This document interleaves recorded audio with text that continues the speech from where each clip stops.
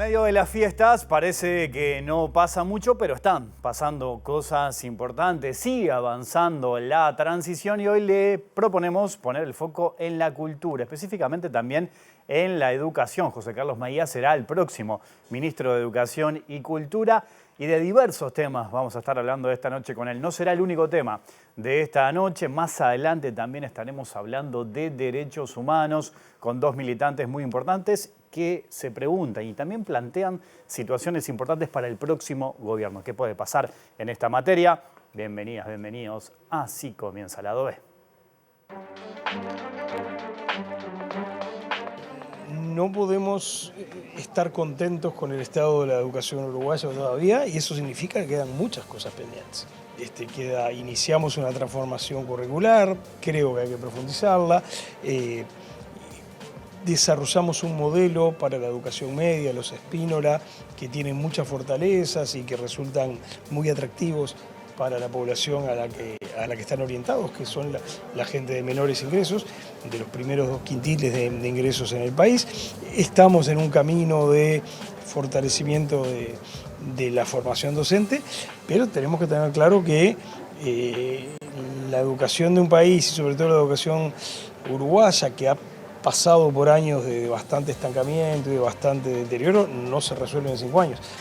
Porque yo creo que es una forma muy efectiva de involucrarlos en la gestión, número uno. Y no me imagino ningún cambio educativo de fondo si no lográs involucramiento de los actores educativos. Yo no tengo la concepción, o por lo menos no me gustaría, o no la desarrollo, que vos tenés a alguien, entre comillas lo digo, ¿no?, como contralor de, sino como alguien que está inserto, que te dirá las veces que te dirá que no está de acuerdo, pero que efectivamente ayuda a que en los subsistemas las cosas sucedan. Si algo nos caracterizamos en este gobierno es que en educación tomamos medidas, tomamos decisiones y afrontamos las consecuencias de la misma y la educación comenzó a cambiar. Esperemos que el Frente Amplio no haga lo que hizo en el 2005-2006, que llegó y decapitó la reforma liderada por el profesor Germán Rama.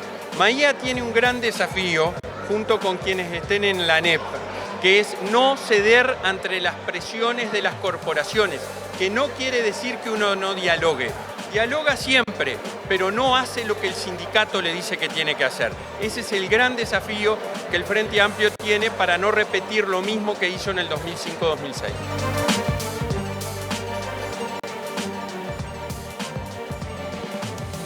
Y en vivo esta noche, aquí en Lado B, en este jueves 26 de diciembre, recibo al futuro ministro de Educación y Cultura, el profesor José Carlos Maía. José Carlos, un gusto tenerte por acá. ¿Cómo andás? Bien, ¿cómo estás vos? Bien, bien, un gusto estar por acá. acá. Está bueno reforzar que es en vivo. Es en vivo y que es jueves. ¿Y porque qué es jueves? Algunos dicen, será lunes, no, es jueves. No, y además venimos al día siguiente de Navidad. Exactamente. Te agradezco mucho entonces que estés acá. No, fue un gustazo, me encantó estar acá. Bueno, viste que yo decía en la introducción, parece que no pasa mucho, pero pasa mucho. Pasa de todo. Y de hecho, mañana tenés la primera reunión con el ministro que veíamos recién, Pablo Silveira, ¿no? Es la primera. ¿Con qué expectativas vas a ese encuentro? Con buenas expectativas. A ver, tengo la primera reunión, voy a ir con una compañera y un compañero a estar conversando sobre el primer paso de la transición, en lo que refiere al Ministerio de Educación y Cultura.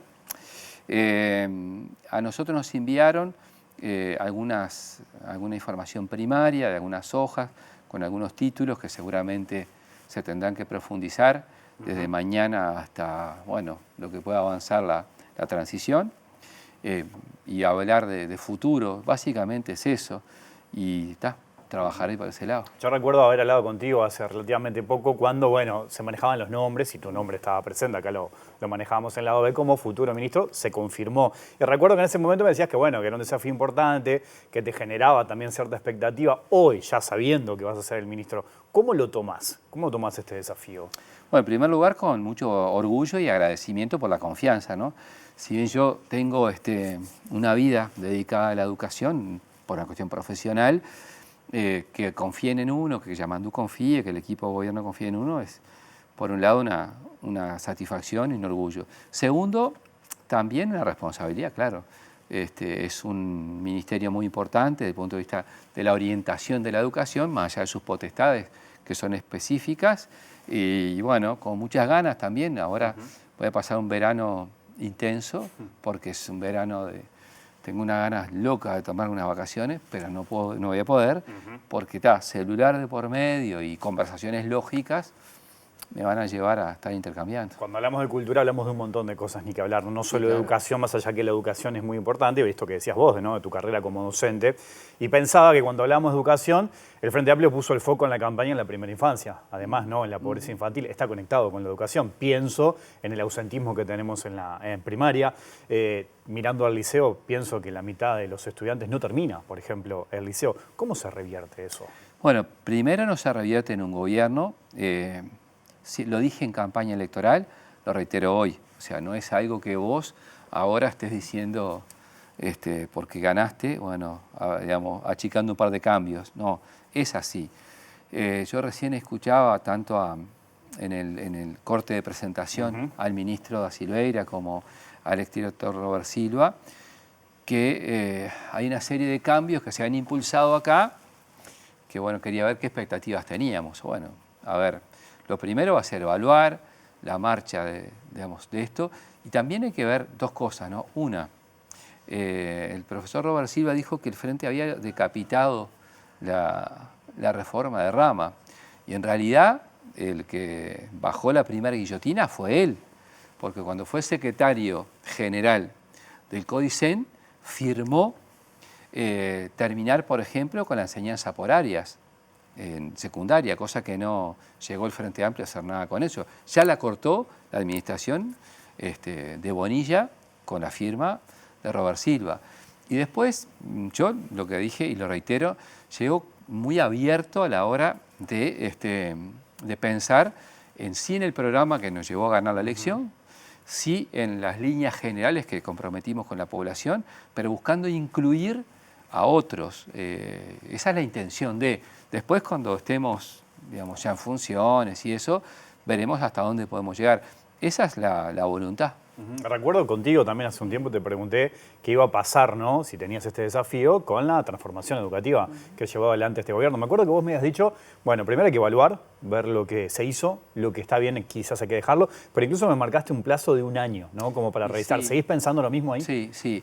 No en cosas puntuales de que vos podés ajustar al comienzo, y además eso obviamente es potestad técnicamente de la ANEP y su autonomía, que también es importante ahí, adelante, ¿no? Claro. Pero la orientación es esa. Además, Yamandú asume el 1 de marzo y el 5 está los niños, las niñas, los adolescentes en todas las clases. Lo que vos planteabas muy bien en la pregunta, es decir, desafíos como el ausentismo, desafíos como crecer en la escolaridad desde el inicio, son medidas que vas a ir tomando una vez que la ANEP entre en funciones, que va, recordad que tenemos que ir al Senado, enviar las veñas, vamos a hacer todo lo más rápido que se pueda, pero lleva un poquitito de tiempo y las clases van a estar en entrada, perdón. Y eso es muy importante, porque, aclaro algo, la denominada transformación educativa empieza el año 25, es decir, la vuelta a la vida, ¿no? Empieza el año 25 con un gobierno que no la impulsó. O sea, el último año de gestión deja para empezar una nueva orientación. Bueno, eso demuestra que hubo algún tipo de inconveniente a la hora de la implementación, del análisis y demás. ¿Decís denominada porque considerás que no es una transformación? Y sí, porque es el título. Si además empieza en su globalidad recién el año que viene, ¿cómo podemos decir que se generó una transformación? Es un poco un eufemismo decir que empezó un poquito el año, digamos, que está terminando, y ahora va a empezar un poco más generalizado. Pero fue todo muy a marcha camión. Y bueno, cuando uno le pasan esas cosas, no genera las condiciones para los mejores resultados educativos. Hoy hablábamos de la autonomía de la ANEP, ¿no? Sí. Y ahí es importante la coordinación que tenga con el Ministerio de Educación y Cultura. Por allí suena el nombre de Pablo Cagiani, ¿no? En la ANEP, el de Gabriel Quirichi como director nacional de Educación. No sé si son nombres que ya tenés confirmados vos. Son muy buenos nombres. Yo mañana voy a oficializar y a decir alguno de los nombres que tenemos. Te estás sobre la sonriendo, marcha. pero Me bueno, yo digo que esos dos nombres son, pero bueno, después lo vas a confirmar ¿sabés vos. por qué me sonrío? A ver. Porque hago un ejercicio, una disciplina que parezco, digamos, de otro partido que nunca fui, que reconozco mucho. Pero para no adelantar cosas. Pero bueno, valoro pila la labor periodística. Sí, bueno, son acá unos corre cra, por mi cuenta, que son Gianni unos estará cra, en la NEP. Son unas cra y sí. me parece fantástico, porque además el ida y vuelta que uno tiene con, por lo menos yo, de 30 años de actividad como legislador con la prensa general es muy bueno, a veces te calentás con alguno, pero como se calienta contigo, ¿no? Sí. Pero no, además me parece muy sano, muy bueno y me parece fantástico. Bueno, más allá de la educación, que es importante, Sí. ¿dónde vas a poner el foco también cuando hablemos de cultura? Bueno, yo diría en dos pilares, ¿no? El primero tiene que ver con una cuestión territorial. A mí me gustaría que hiciéramos un esfuerzo importante de un ida y vuelta interior Montevideo, Montevideo interior. ¿Qué quiero decir con esto? Reitero, yo lo digo como concepto general y lo digo en términos que no tengo ningún ápice de hacer algo fundacional ni refundacional. Simplemente son ideas, digamos, centrales que entiendo son importantes. Pero el acceso a la cultura como derecho en todo lo que podamos, en todo el país, es un norte de trabajo de esta administración, que va a tener que articular con los territorios, en los municipios, con los intendentes, las juntas departamentales y con organizaciones civiles que ahí están. Ese es lo que tenemos que ver por delante. Nosotros tuvimos como experiencia en el último gobierno Frente Amplista los centros MEC. ¿Qué va a pasar con eso? Bueno, habrá que ver si es el mismo formato. Sí, porque en realidad fue un tema que también desde la oposición del Frente Amplio en este gobierno se criticó mucho, ¿no? Cómo no se apoyó esa iniciativa. Cuando hablabas de territorio, por ejemplo, era una herramienta que permitía determinadas situaciones. ¿Cómo lo van a aplicar ustedes en este periodo? Yo diría que con una mirada distinta, pero con el mismo objetivo.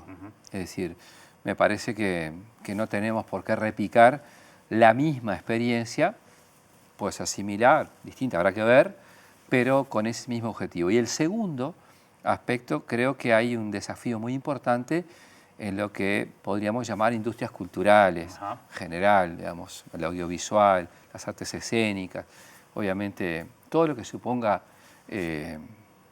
no sé, por ejemplo, pintura, escultura, además, tenemos que ser, yo lo veo como un factor fundamental.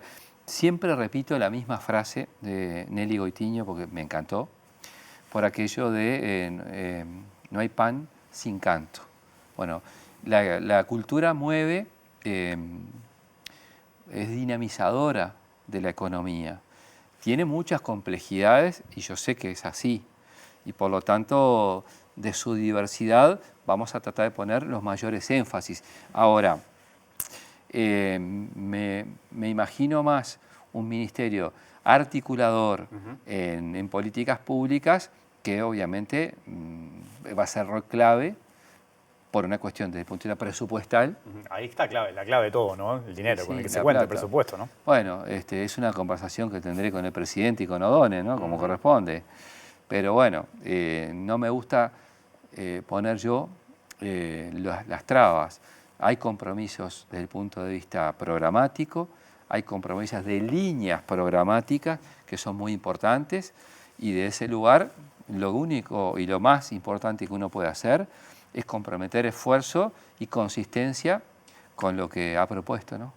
Hoy que hablábamos de educación, en este periodo los docentes vienen reclamaron que no fueron tenidos en cuenta, por ejemplo, en la transformación educativa. ¿Cuál será el rol de los docentes en el próximo periodo? Yo me lo imagino como un rol activo en cuanto a consulta, participación y demás. Ahí nosotros queremos llevar adelante, y lo está en el programa del Frente y lo vamos a proponer, que tengamos los consejos con la integración del orden docente.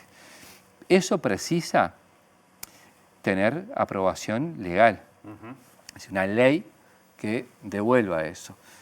Por supuesto, yo esto lo digo porque es público y porque es un compromiso programático del Frente Amplio. Vamos a dialogar con los partidos de la oposición, con aquellos que tengamos posibilidades de llegar a acuerdos en todos los temas. Después los demás, yo hoy dejo títulos, porque una manera de excluir a otros es cuando vos le pones todo el estofado sobre la mesa y después lo comes o no lo comes. Y no es un buen comienzo prescindir de las orientaciones y las líneas, ni decir, bueno, yo vengo con esto y si te gusta bien y si no también. No es el caso. Ya que hablamos de docentes, ¿no? Siempre está el tema del título universitario, ¿no? Que vienen señalando desde hace tiempo. ¿Qué pasa con la Universidad de la Educación? ¿Qué puede pasar? Bueno, para mí es mi gran anhelo. Te diría que desde que ganó el Frente por primera vez, en su momento me imaginé, es una cuestión que me la imaginé yo, capaz que más gente, pero bueno, me imaginé ser una facultad dentro de la universidad de la investigación y la docencia. Además, si ya estaba el ISEF adentro con títulos de rango universitario, no es muy consistente institucionalmente como país tener, no sé, un licenciado, profesor de educación física y que no sea maestra, maestro, profesor de historia como yo. ¿Tá? Entonces, tengo la expectativa de que podamos conversar sobre esto profundamente, llegar sin algo ya digitado, obviamente con principios que tenemos en la materia, pero abiertos a conversar. Si creamos la UTEC en un momento, no podemos dejar de soñar que podamos ir en este camino también ahora. Lo que pasa es que eso no depende exclusivamente del Frente Amplio, ni teniendo mayoría simple en las dos cámaras. Ahora el escenario es distinto, ¿no? Ahora, por cómo quedó el Parlamento, hay que negociar, ¿no? Sí, me parece un escenario, primero que la gente lo determinó, ¿no? Sí. O sea, y vos representás a la gente que te votó, y es así. Entonces, pero vos ves un escenario en el que se pueda acordar, el Frente Amplio puede acordar, por ejemplo, en diputados, ¿no? Donde no tiene mayoría. Sí, lo veo. ¿Y ahí ves algún socio estratégico? Entrar en algunos proyectos de ley, sí. En alguna iniciativa, sí. De la Universidad de la Educación, aunque el Frente tenga mayoría en ambas cámaras, precisa 2/3. Sí. Y los 2/3 se componen con otros partidos. Estuvimos muy cerca de hacerlo en la otra legislatura, nos faltaron en una cámara unos pocos votos, pero bueno, se verá. ¿Qué impacto tendría eso en la educación, por ejemplo? Y para mí, hacia futuro, pues no tenés que verlo en el corto plazo, en el inmediato, tenés que mirarlo esto a 20 años. En 20 años que el Uruguay tenga un sistema universitario público de acceso a la gente y que podamos proyectar un país que tenga realmente un título universitario, que tenga equivalencia con la formación académica correspondiente, que hagas el periodo de transición desde el punto de vista técnico, académico, que se requiera, está bien, pero que no pensar el Uruguay para los próximos años es un poco la mirada que en ese tema uno lleva. Te pregunto como docente, ¿qué mirada tenés sobre la eliminación de la repetición, por ejemplo, que fue un tema que generó polémica? Bueno, yo creo que tal cual se planteó, en el contexto se planteó, incluso por los efectos posteriores de la pandemia, no generó un buen mensaje a las familias. Y creo que tenés que trabajar, y a los muchachos en primer lugar, ¿no? Siempre pasa que los estudiantes saben, antes que uno, y antes que los meteorólogos, cuando tenés de alerta amarilla a naranja y roja, ¿viste? Porque te lo pasan a los segundos. Mis hijos que fueron a la educación pública, capaz que no sabían cuándo tenían el escrito, pero que sabían cuándo tenían eso inmediatamente. Bueno, creo que es una herramienta válida, pero hay que usarla con mucho cuidado, que no signifique un desestímulo a lo importante que es para cada familia, para cada estudiante y para la comunidad asistir todos los días a clase. Creo que tiene que haber, y va a haber, algo que focalice sobre ese mensaje que trasciende al Ministerio de Educación y a la propia ANEP. Es algo que tenemos que pensar bien. Yo tengo unas ideas que las voy a decir más adelante, no hoy, y conversando con... Puedes adelantar alguna igual, si no, porque después no te quedas sin nada. Yo me quedo sin nada, que peor que todo. Es peor que vos tenés 50 que vienen acá, yo no. Pero digo, tengo que hablarlo bien con Chamandú y y con secretario de Presidencia, con quien sea presidente de la ANEP, todo eso. Con Cajiani, ahí va. No sé. El Frente Amplio ha levantado y levanta la bandera del plan Ceibal, de la Ceibalita, ¿no? Sí. ¿Qué mirada tenés sobre eso pensando en el futuro? ¿Cómo debería ajustarse ese proyecto? Es fundamental. Nos salvó la plata en la pandemia, ¿no? O sea, el tener ese desarrollo institucional, el tener el plan Ceibal en funcionamiento fue fundamental, fue lo que nos marcó un diferencial. Es una herramienta que todavía no ha sido explotada en los términos que el Uruguay puede ser desarrollada, todavía tiene mucho más para dar.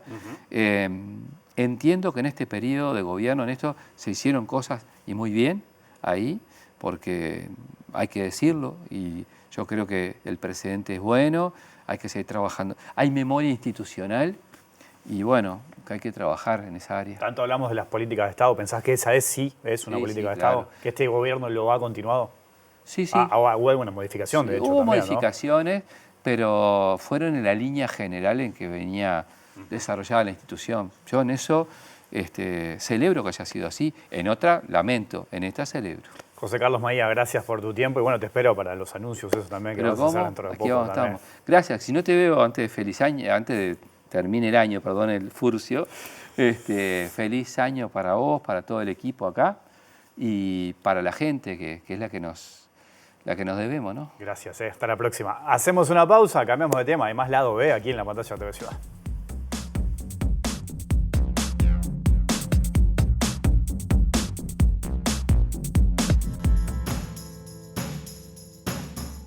Un decreto presidencial fechado el 23 de diciembre reglamentó la aplicación de la Ley 20.280, que dispone la creación de una sección especial dentro del Archivo General de la Nación, dependiente del MEC, dedicada a reunir, organizar y conservar los documentos relativos al pasado reciente y a las violaciones de los derechos humanos.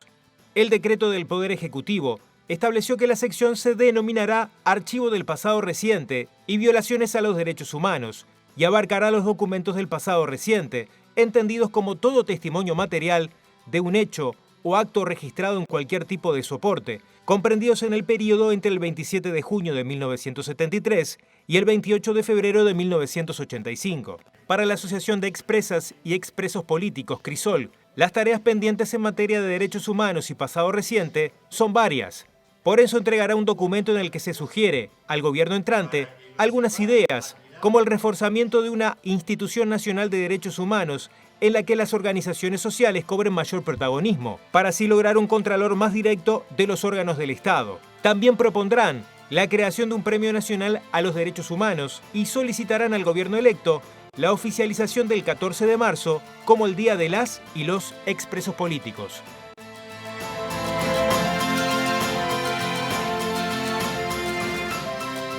Seguimos en vivo aquí en Lado B en la pantalla de TV Ciudad y ahora vamos a hablar de derechos humanos, como veíamos ahí en el tape disparador. Y tengo precisamente aquí en el living a dos invitados militantes por los derechos humanos, integrantes de CRISOL también. Chela Fontora, ¿cómo estás, Chela? Un gusto tenerte por acá. Ay, muchas gracias, es un gusto estar acá y volver a verlos a todos nuevamente. Te había recibido el año pasado, creo, habíamos charlado, acá hemos hecho un lado B precioso. Después que salí Ciudadana Ilustre, no me llamaste. No, ¿cómo que no?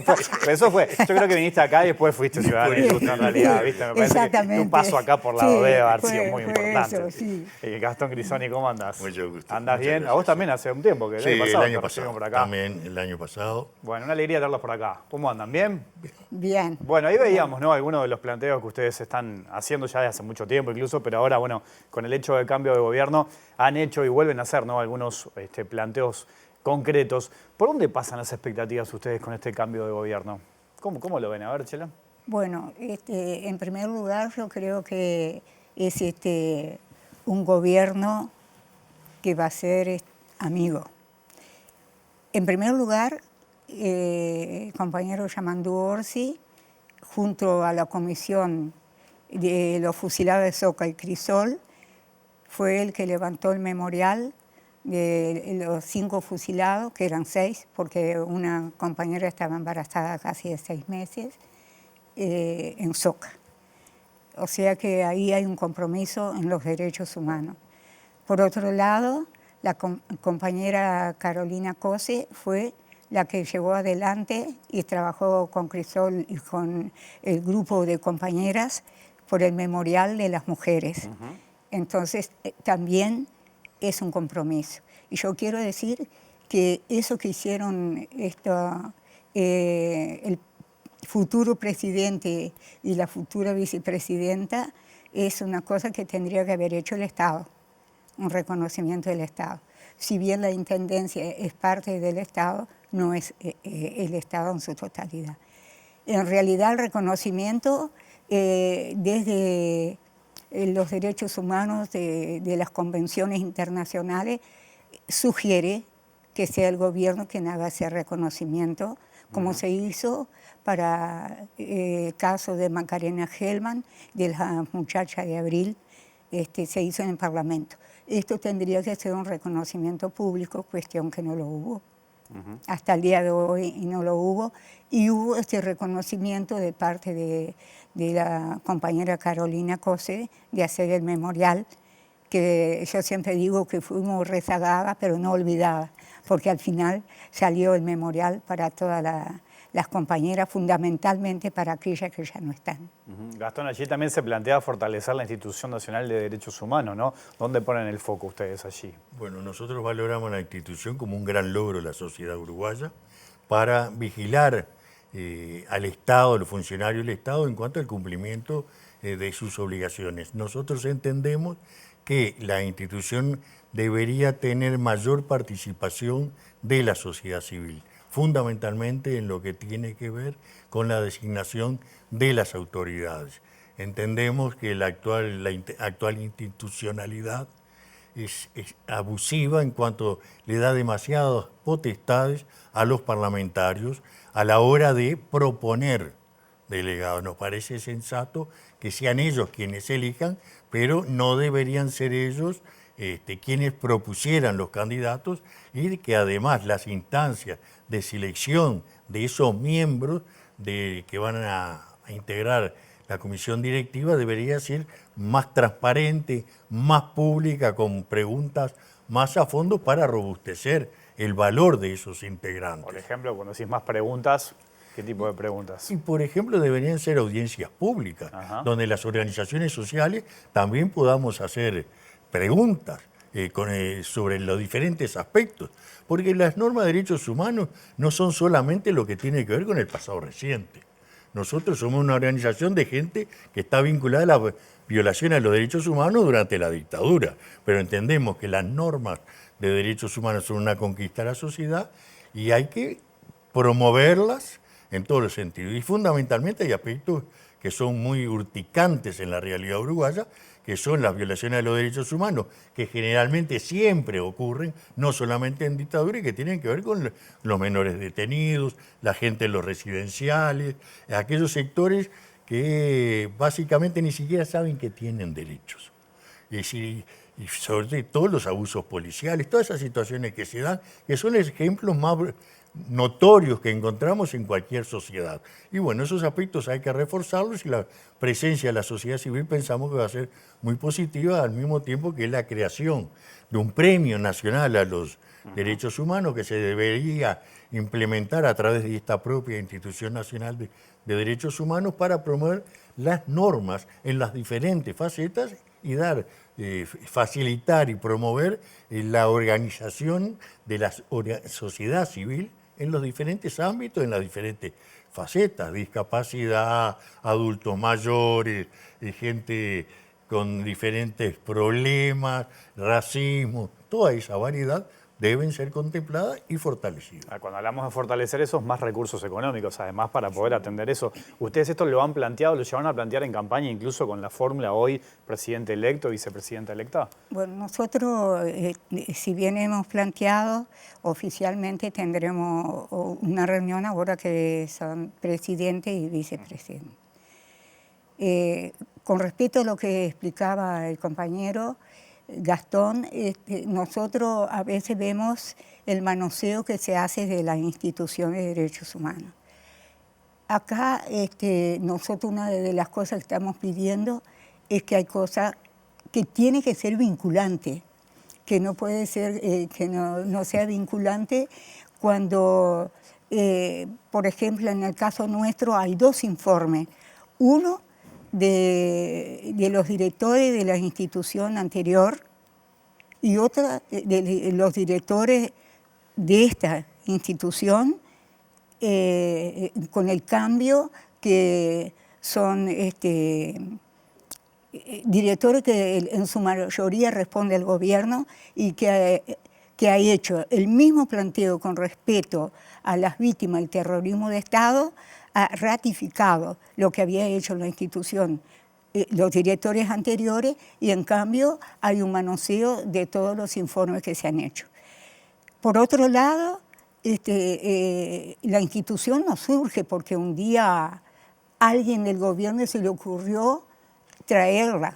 No, la institución surge porque hubo una gran lucha de todas las organizaciones sociales.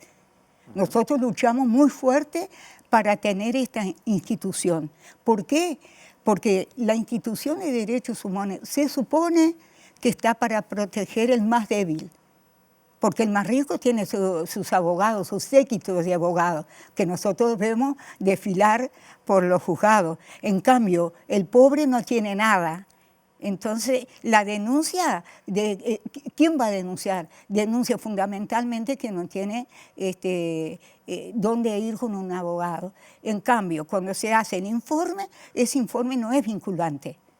Y con respecto a nosotros, compañeros y compañeras de Crisol, en la cual se reafirmó 2 informes y nunca se nos llamó para ver qué era, por qué la institución reafirma esos informes. Que estos puntos, por ejemplo, hay puntos que has preguntado que están puestos ahí en esa reafirmación, diciendo quiénes somos y por qué nosotros tenemos derecho a una reparación integral. Y hasta el día de hoy no se ha cumplido. No se ha dado eso. Distintas organizaciones y militantes por los derechos humanos vienen reclamando desde hace tiempo a los gobiernos de turno que den la orden, ¿no? Que se dé la orden a los mandos militares para que brinden la información de dónde están los restos de los detenidos desaparecidos. ¿Qué expectativa tienen ustedes con este gobierno que entra, por ejemplo? Bueno, sí. Es un gobierno que nosotros esperemos que mantenga la línea de conducta que ha mantenido hasta ahora cuando eran intendentes. En ese sentido, vale la pena rescatar que Canelones es la única intendencia que tiene una Secretaría de Derechos Humanos. Y es la única intendencia, el único órgano del Estado que promovió las denuncias junto con la participación de las propias víctimas, pero fue la única intendencia, órgano del Estado, que promovió una denuncia judicial por las torturas que se llevaron adelante en los vagones. Es decir, que es un intendente, o es un presidente que cuando era intendente estuvo comprometido y pensamos que tiene que llevar adelante las tareas que madres y familiares y el resto de las organizaciones venimos planteando. La verdad está, las Fuerzas Armadas deben dar, y para eso hay que dar una orden, hay que dar esa orden y además tener las previsiones necesarias que permitan, es decir, ver lo que va a pasar. ¿Pero vos crees que este gobierno puede llegar a dar esa orden? Debería poderlo dar, porque además se ha avanzado mucho y sabemos que la verdad está. Y bueno, es cuestión de promover una línea diferente a la que se aplicó en otros momentos. De todas maneras, el Frente Amplio entró a los cuarteles, cambió la pisada cuando asumió el doctor Tabaré Vázquez en el 2005 en materia de derechos humanos. Después ese proceso se enlenteció y ahora tenemos expectativa que Sandra Lasso ya dijo que toma como modelo a seguir el de la doctora Azucena Berruti, que en ese sentido transmitió un mensaje potente. Incluso fue ella o en su gobierno que se encontraron los archivos más importantes y por eso se llama el archivo Berruti. Sí, Sandra Lasso será la próxima ministra de Defensa. ¿Qué mirada tenés, Chela, sobre eso de que se pueda dar la orden en el próximo gobierno para que se brinde información? Bueno, como poder puede, eso es así. Ahora, con respecto a lo que decía Gastón, aquí de Yamandú y Carolina, del presidente y la vicepresidenta, hay un compromiso. Que ese compromiso con los derechos humanos está dicho públicamente. No lo decimos nosotros, lo dijeron ellos, ¿no? Se comprometieron frente a los familiares, pero también se han comprometido en los discursos que se ha dicho públicamente, se ha comprometido con los derechos humanos. Yo quiero decir que para nosotros, Crisol, la lucha primordial acá es que aparezcan nuestras compañeras y compañeros desaparecidos. Entonces, ahí indudablemente que hay que fortalecer. No puede ser que para trasladar un cuerpo no haya plata. Para el entierro de un cuerpo de compañero o compañera desaparecido no haya plata. Que se tenga que pedir o colaboración para que se lleve. Y nosotros pensamos que hay mucho para hacer. Acá sabemos que hay gente que sabe la verdad y están vivos. Yo hoy escuchaba a una compañera, capaz ustedes la escucharon, una Liliana Pertuy, que es una menor que cayó en 33. En 33 ustedes saben que fueron de 13 años a 18, ¿no? Toda la juventud que cayó. Procesaron a 3 por la causa de ellos. Ahora bien, procesaron porque la justicia actúa. No es porque se le antojó a alguien a decir y llevaron 3 militares presos, no. Se procesa porque hubo todo un seguimiento y de documentaciones, de testigos, en la cual se lleva eso. Entonces, yo digo, hay elementos a donde hace reforzar a la justicia, reforzar bueno, se me fue ahora, estoy vieja, pero disculpen, no, reforzar a todos aquellos organismos que trabajan por los derechos humanos. Además, con ese compromiso yo pienso que no se puede crear falsas expectativas a los familiares. Creo que han pasado 50 años y seguimos esperando a que se llegue a toda la verdad, y hay gente que oculta, ¿no? Oculta la verdad teniéndola, y todavía de eso, bueno, presionan sobre los testigos, los fiscales. Entonces eso es muy delicado, y creo que nosotros tenemos intenciones y vamos a tratar de dialogar con la compañera y el compañero que es el presidente, el nuevo presidente. Bueno, yo les agradezco mucho a los dos la visita esta noche. En este momento del año, estamos cerrando el año, además uno de los últimos programas del año, que hayan venido a conversar conmigo. Bueno, antes de voy a recordar a todos los compañeros y compañeras que murieron este año, y darle un gran abrazo a todos los familiares y a todos aquellos familiares de nuestros compañeros desaparecidos, que seguiremos luchando hasta tener la verdad y tener justicia para ellos. Gracias, Chela. Gracias por venir. Gracias a ustedes. Gracias, Gastón. No, gracias a ustedes. Muchas gracias al lado B por esta inmersión en la realidad uruguaya, en un ambiente donde los medios siguen operando a favor de los terroristas de Estado muchas veces.